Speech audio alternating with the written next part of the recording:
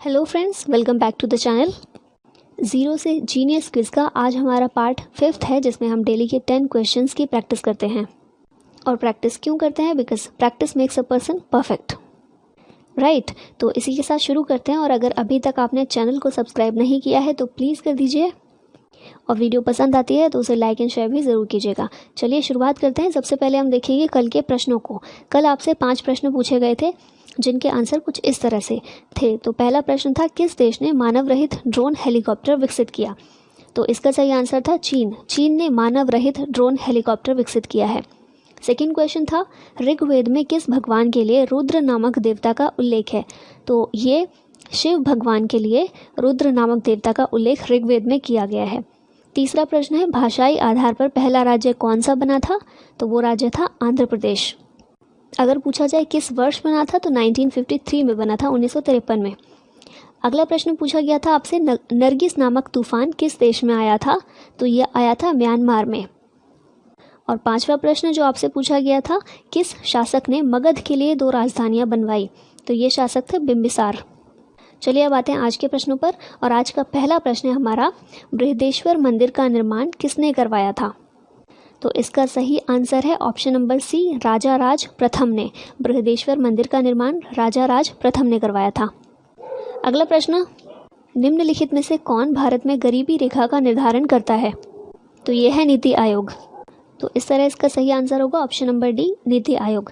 याद रखिएगा, गरीबी रेखा का निर्धारण नीति आयोग के द्वारा किया जाता है। लेकिन अगर पूछा जाए गरीबी रेखा का आकलन कौन करता है? आकलन, जो आंकड़े होते हैं उनको इकट्ठा करना, उनको स्टडी करना, वो कहलाता है आकलन।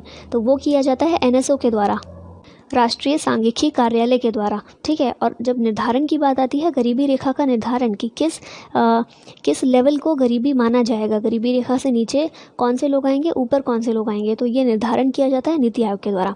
अगला प्रश्न है, निम्न में से कौन से चुनाव केंद्रीय निर्वाचन आयोग की देखरेख में आयोजित नहीं किए जाते हैं?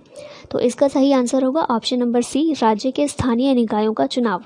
इसके अलावा जो बाकी सारे ऑप्शन दिए हुए हैं, भारत के उपराष्ट्रपति का चुनाव, राज्य विधानमंडलों का चुनाव, या फिर लोकसभा और राज्यसभा के चुनाव हो, ये सभी केंद्रीय निर्वाचन आयोग की देखरेख में आयोजित किए जाते हैं। जब बात करें स्थानीय निकायों के चुनाव की, स्थानीय निकाय कौन से? पंचायत और नगर पालिका।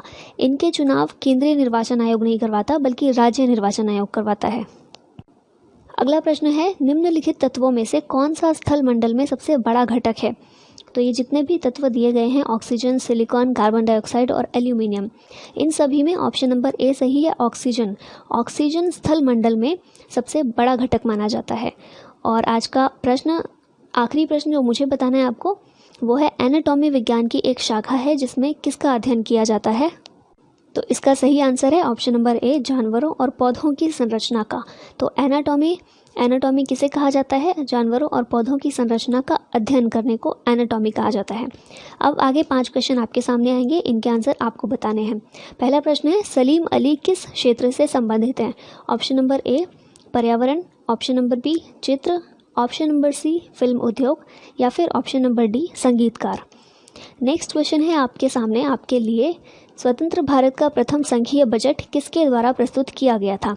ए, जवाहरलाल नेहरू, बी, वल्लभ भाई पटेल, सी, आर.के. शनमुखम चेट्टी, या फिर D, Morarji Desai. Next question है आपके लिए, बोकारो इस्पात संयंत्र की स्थापना किस देश के सहयोग से की गई थी? ए, सोवियत संघ, जिसे हम आज रूस के नाम से जानते हैं, बी, जर्मनी, सी, जापान, या फिर D, America. Next question, Maurya साम्राज्य के संस्थापक कौन थे? ऑप्शन नंबर ए है चंद्रगुप्त मौर्य, बी, अशोक, सी, बिंदुसार, या फिर डी, अजात शत्रु।